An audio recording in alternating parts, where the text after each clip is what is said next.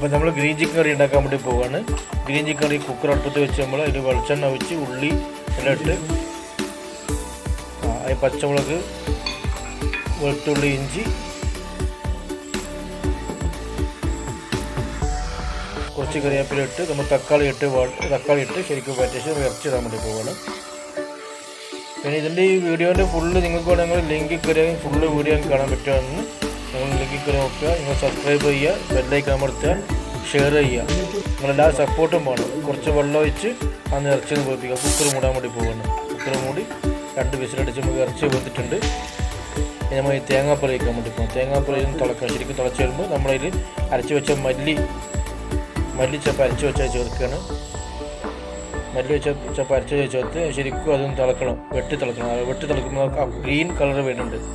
ഇപ്പോൾ നമ്മൾ 1-ാം പാൽ വെച്ച് കഴിഞ്ഞാൽ നമ്മൾ ഗ്രീൻ ചിക്കൻ കറി റെഡിയായി. ഇപ്പോൾ ബോളിലേക്ക് മാറ്റാണ്.